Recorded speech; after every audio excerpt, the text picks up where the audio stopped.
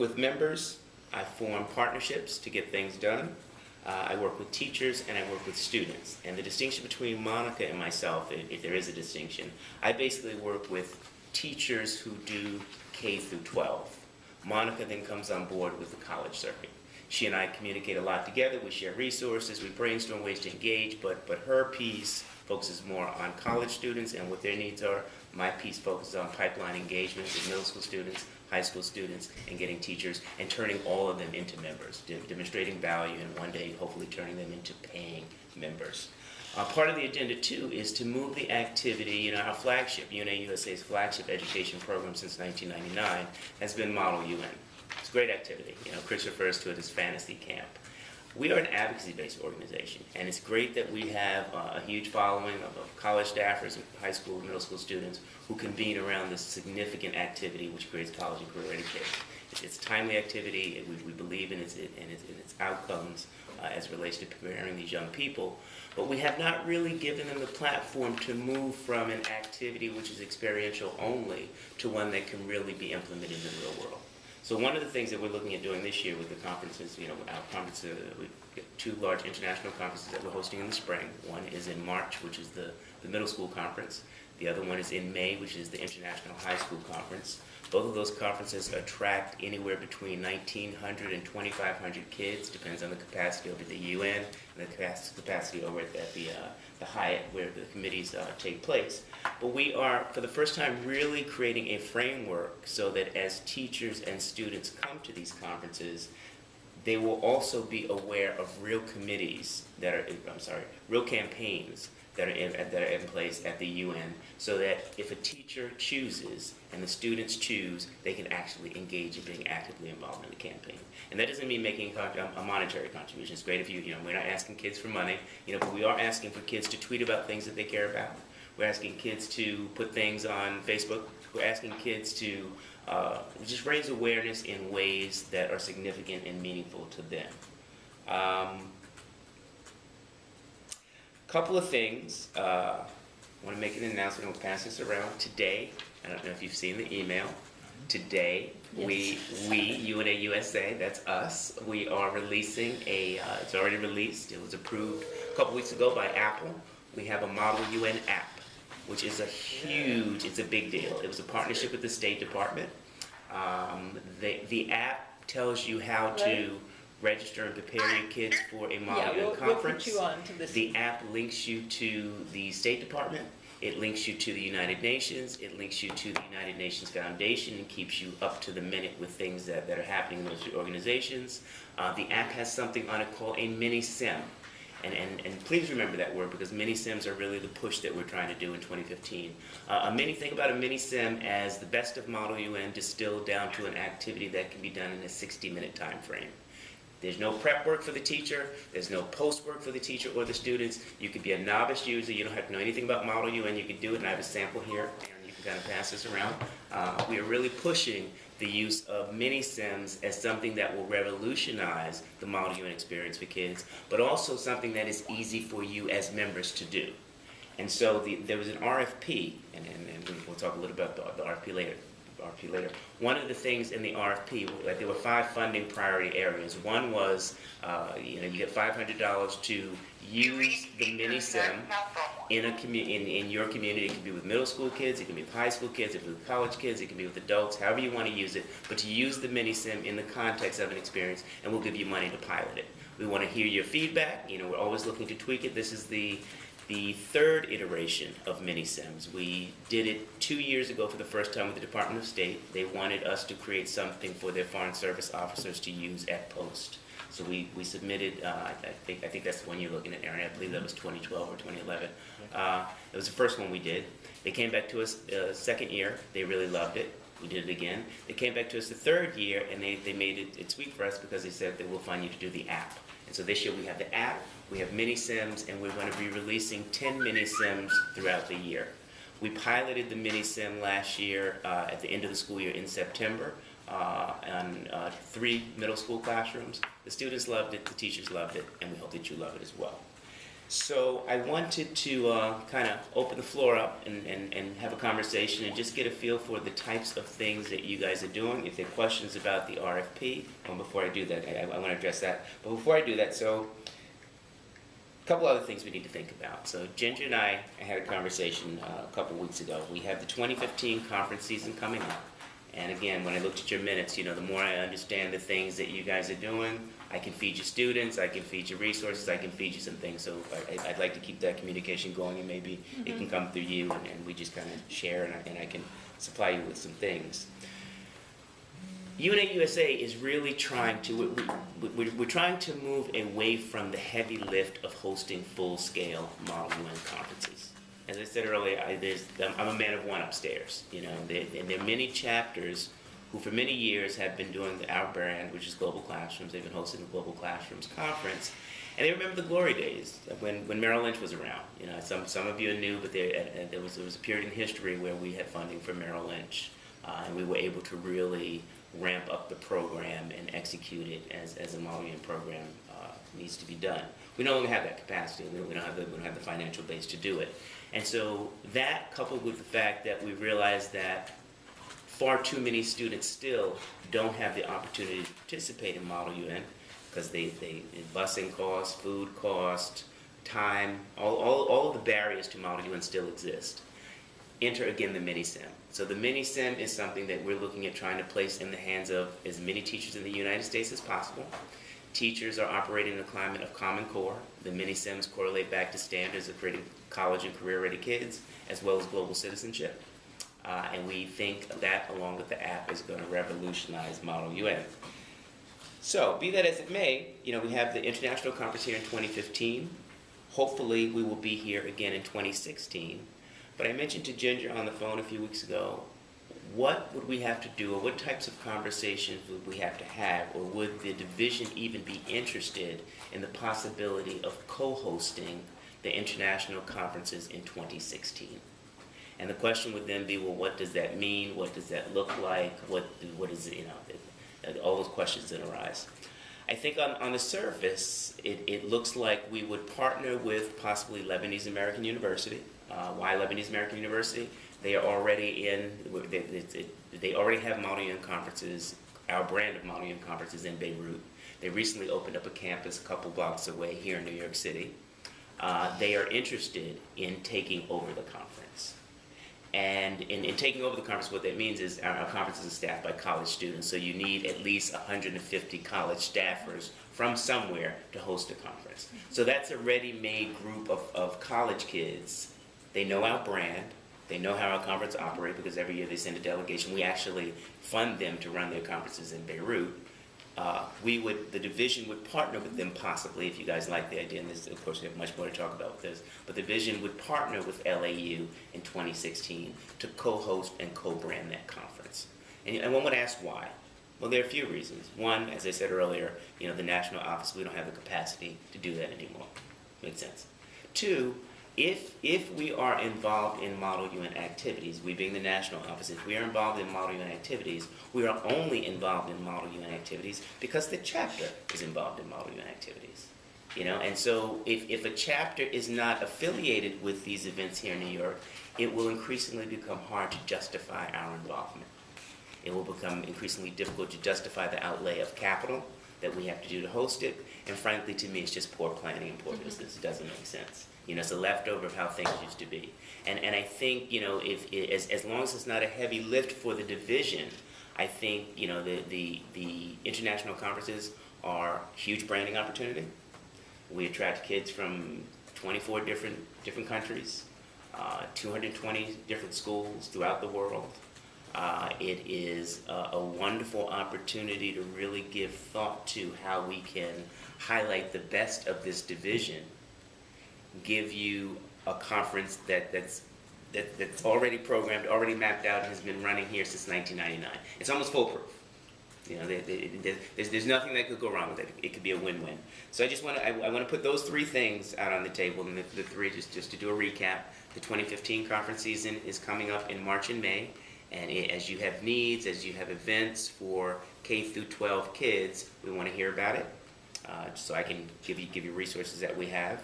the RFP, which we're going to open the floor up to talk a little bit about the request for proposals in a second, and then of course the prospect of the division hosting the 2016 international conferences here in New York City. And so with that, I will kind of open up the floor. We can talk about any three of those, one of them, none of them, however you want to do it. Yes. Could you explain a bit more what is this international conference? Sure. So we do two of them, and I'll just pass you, it's flip side. So these are the committees and topics for this year. In 1999, UNA-USA got involved in Global Classrooms. Global Classrooms is our brand of Model UN.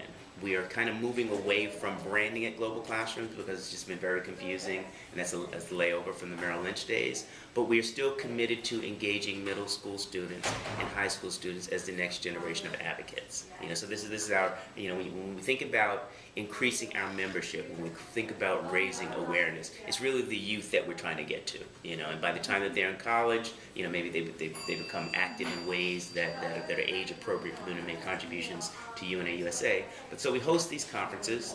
The opening ceremonies take place at the United Nations. Frequently, Ban Ki-moon or another high-level ambassador addresses the kids.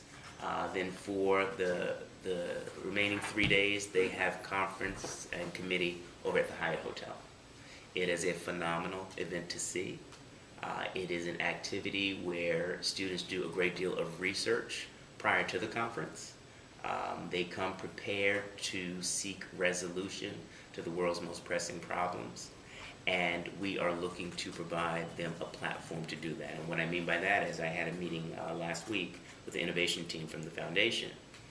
And we said, so these kids come to these conferences and they give a great deal of thought to thinking critically about these issues. And that is very real. While Model UN is a simulation, and it's not, their thought, their thinking, and you see it when they're at the podium, when they're at the dais and they speak. It's like these kids know what they're saying. And so at the end of the conference, they all have to seek a resolution. They take on the role of ambassadors representing countries that are not their own. And so through that representation, they have to be diplomatic and seek resolution to the world's most pressing problems. In doing so, resolutions are passed at the end of these conferences. And to me, they're real. I don't care if the middle school wrote it and it's sound, or a high school student wrote it, or if an ambassador wrote it. The thinking is clear and it's sound. And so we too are trying to think about ways to get that document into the hands of somebody who cares. And what happens to it now? It just withers away. Yeah. At the very least, we're going to post it on the website this year. But from the innovation team, we started speaking about social entrepreneurship.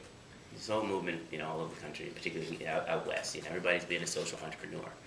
Thinking about ways that they can do good for the community. Start a business, but have a philanthropic vision with what it is you're trying to do.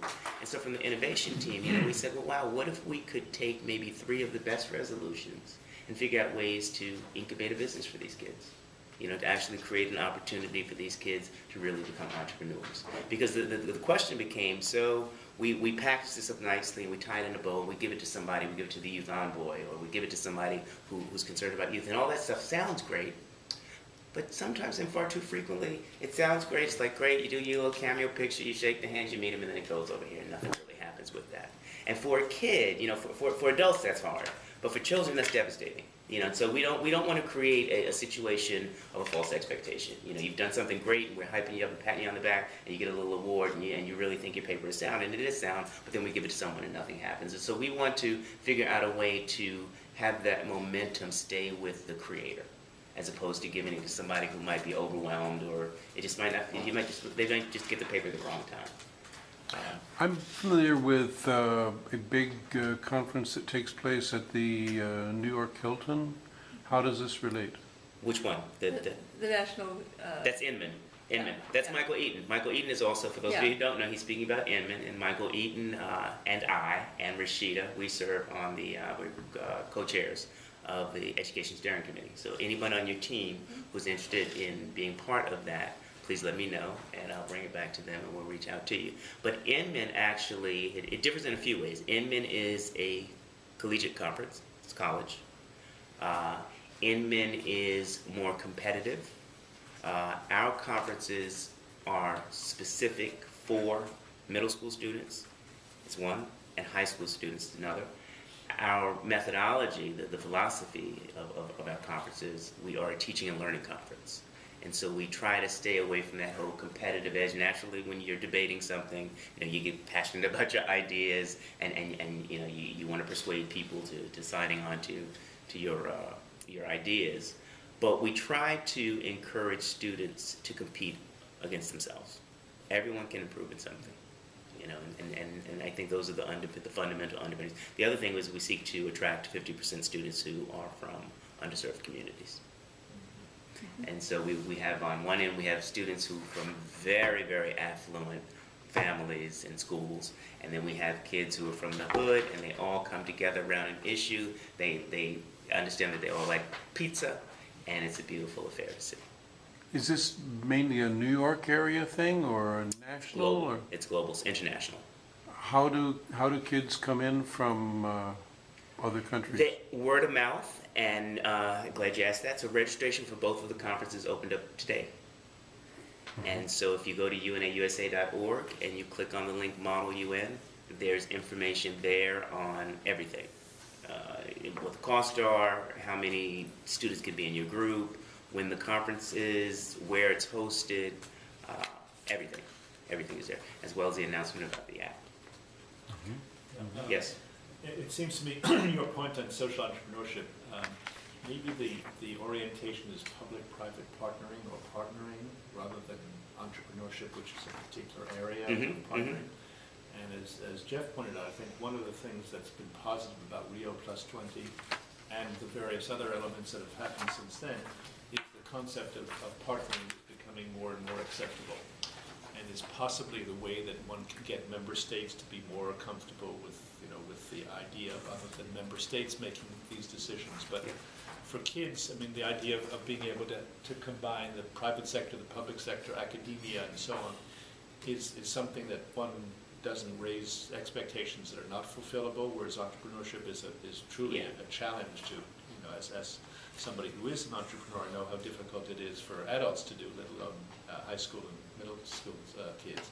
But partnering and certainly the idea of being able to integrate within their own academic world and so on may be desirable.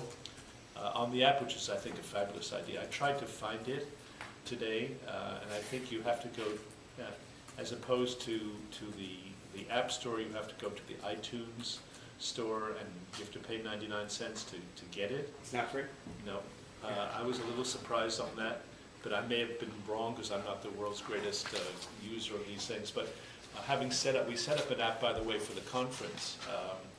And the other aspect that I didn't see was just on the Apple platform rather than the Google Android platform. And so many of the people, I mean, the U.S. Apple is very much, common, but in the rest of the world, it's less so. Yeah. And it would be highly desirable to make sure it's both on both. I think it is. It's supposed to be. There was information in Chris's email today about how to do the Android. And I was going to say, if you go, rather than go to the Apple Store, I think if you go to UNA USA and Model UN and click there, I think it is all there. Okay. And I'm wondering if the 99-cent fee is because we submitted it to Apple and that's their fee. It's an iTunes thing as opposed to the App Store. We're not making money. No, I'm sure. Yeah. I wish we were.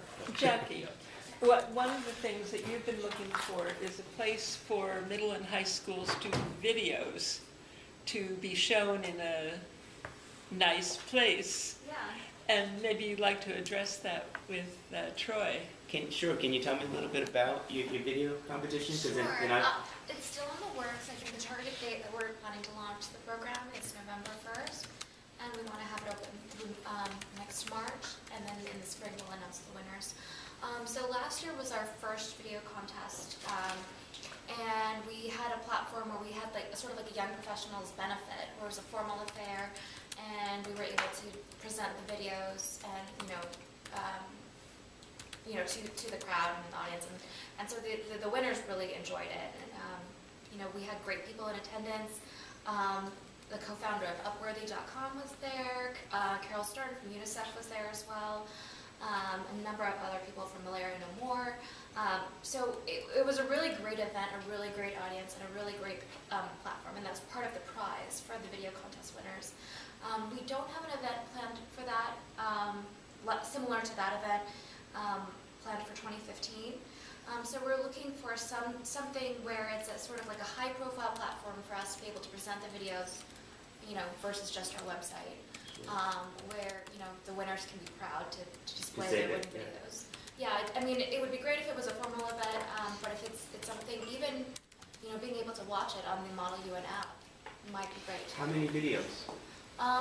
I think we're going to have 4 winners. One, an individual winner for middle school, and then a group winner, like a classroom or student organization winner for middle school, and then individual for high school and a group for high school as well. Okay. So 4 first place winners. And are the videos thematic? I mean, do you give a theme and they have to run out and do? Yeah, so the theme is sort of, addressing post-2015 and inspiring young people to, build up their communities and work towards a better world, addressing a bunch of different things like sustainability, global aid, humanitarian aid, things like that. So it's pretty broad, and that makes it, I think, easy for young people, especially junior high schoolers. But it's very much in line with UN values. And if you want, I can, Please do. Yeah, I can show you the winning videos from last year. Okay. And then also, once I think the details of the video contest are finalized, I can share those with you as well. I'd love to see that. To the whole video point. So, 2 years ago, I found myself over at the U.S. mission to the UN, and we were having a conversation. And the upcoming year, the General Assembly was going to be renovated. It was going to be closed. And I was like, wow, this is really going to be devastating for the Model UN students who are coming here for the, we have opening ceremonies at the GA. And I said, it's a teachable moment. It's great. I can't wait until we see the video. Who's doing the video? And that's what I asked during the meeting. And they're like, nobody's doing the video. I'm like, what do you mean? The UN, the GA is being renovated. It's got to be a video. Nobody's doing the video. So then I found my way over to DPI later that week, and I'm like, okay, well, who's doing the video? Nobody's doing the video. And then they said, well, I'll do the video. And so a year and a half later, I found a teacher in Queens. I keep looking at you like you're from Queens. You're not. You're from Brooklyn, right? In Queens, I think was over here, right? Right. Found a teacher who had journalism background at Queens Collegiate, and she and her students put together this video. I don't know if you ever saw the film A Workshop for Peace. Okay, it's a wonderful documentary which talks about how the UN itself was built out of consensus and all the renowned architects. It's a wonderful piece. Google it. It's a black and white film. And I like this stuff. But A Workshop for Peace, and so we wanted to recreate that film, and the idea was that we were going to show it at the middle school conference and the high school conference that following year, because the kids weren't going to be able to have access to the GN, and it was just all going to make sense. Anyway, took a long time to get it done. I finally got the final copy after conference season was done, and it wasn't exactly. It didn't document the renovation like I wanted. It was still a very nice piece, and I'll share it with you. They interviewed Gillian Sorensen, they interviewed a human rights fellow, they interviewed the envoy on youth, they interviewed Werner Schmidt over at the UN, who is somebody involved with the Capital Campaign on the grounds. It's a nice piece, so I'll share it with you, and we'll see what we can do to raise some visibility of what you're doing. Yeah, so that was really what I wanted to come out of this meeting with you, so that you could have that hope that we can do something in the spring in relation to this. I don't know about the timing for the middle school Model UN. It sounds like we're off.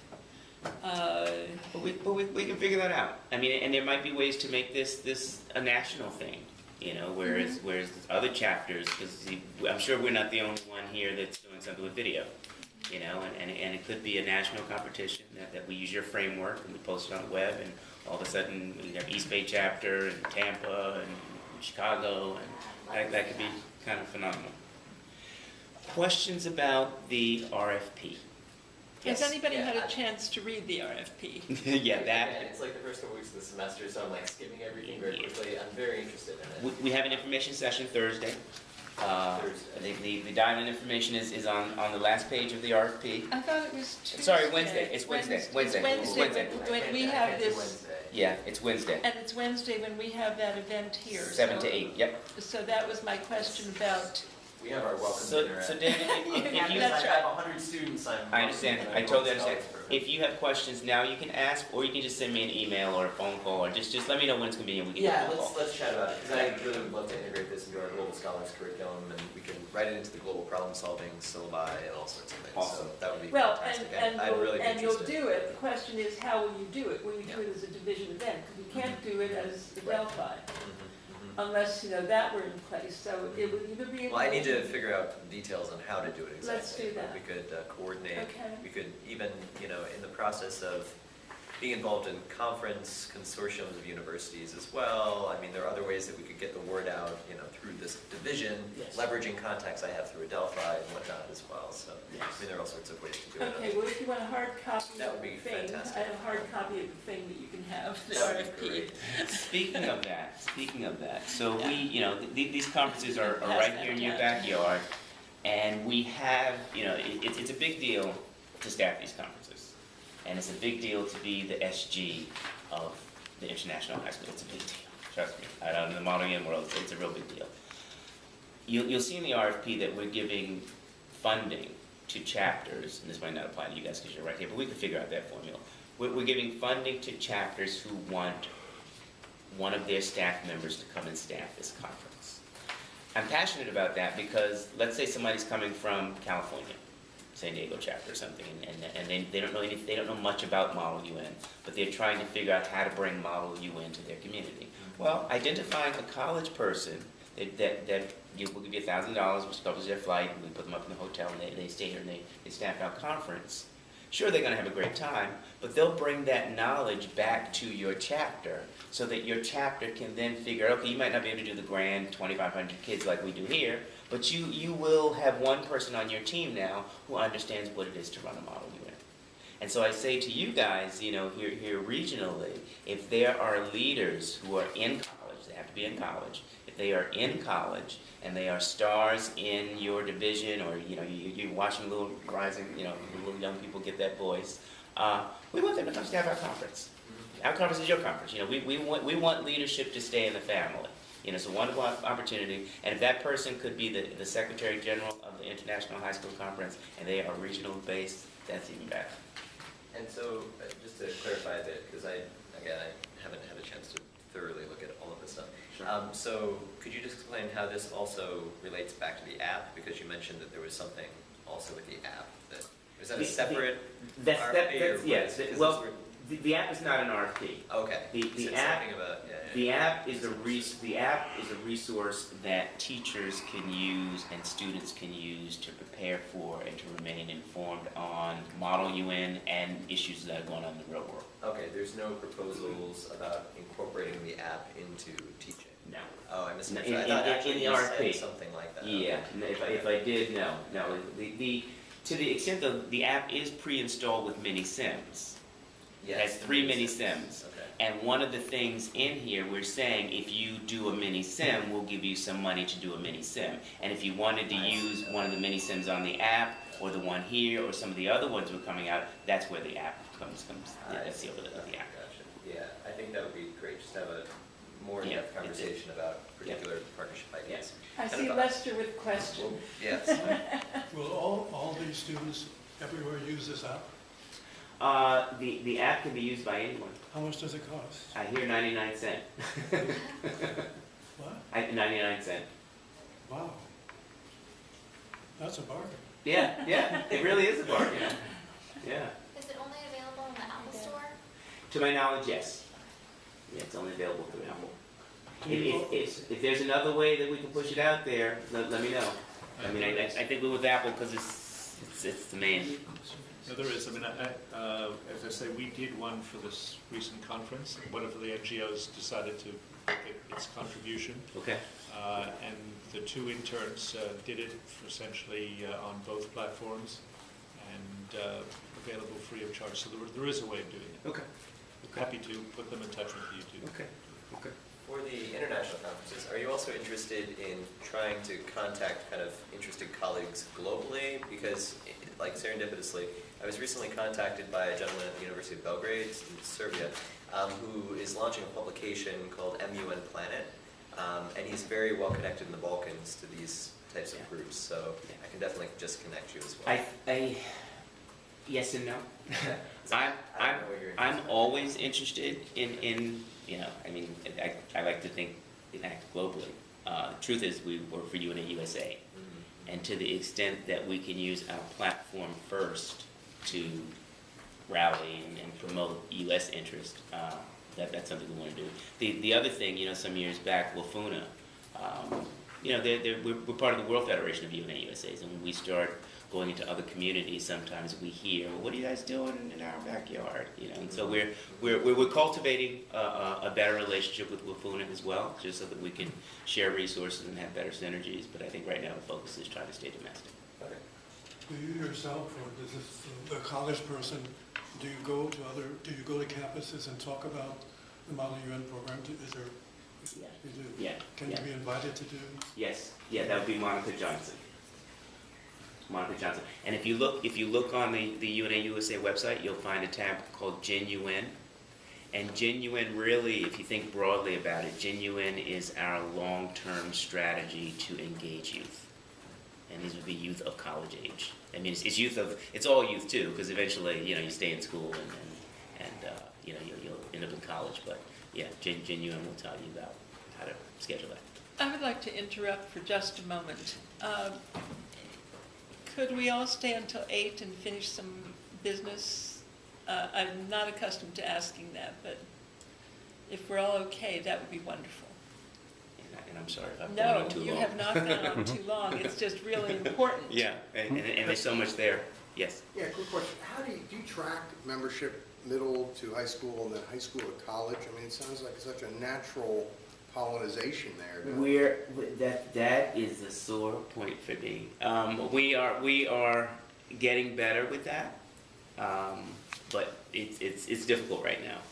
It's difficult because teachers we don't collect any data on kids. So let's say everybody here's a teacher and you have 30 kids in your classroom. When you register for our conferences, the only point of contact, we take you, your name, your email.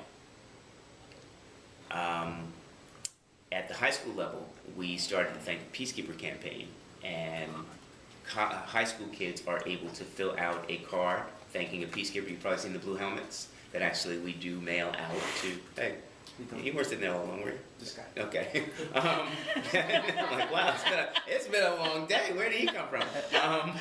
And so if high school students choose to fill out those cards, we do then capture their information. What about those high school students that attend the Model UN? That's what I'm speaking of. Yeah, that's what I'm speaking of. I mean, they've got to be pretty motivated. They're the ones that fill out the cards. Absolutely. Absolutely. Are those cards available to other groups to fill out as well? If you want those, yeah, absolutely. Because I'd like- Anybody, if you yeah, want those yeah. cards at Adelphi, we'll mail you a batch. Absolutely. Please do. Absolutely. I'd- And there's a great deal of videos online which talks about the whole Better World campaign and the Thank Peacekeeper initiative. Yes. Yes. Did you start the new chapters in the local schools yourself? No. Okay, how long- The collegiate chapters? Yeah. Yeah, no. I'm not sure how that came about. I think frequently people find us, we always need a champion. And I don't care if it's a student, or if it's a teacher or a parent, there always has to be a champion. And somebody hears us, they ask the question, and we make it happen. Which is the message really that I'm trying to make here. Whatever you guys want to do, you ask the question, and we'll make it happen. We'll figure out a way, and no idea cannot happen. Okay. Thank you Thank you. very much. And if you can stay.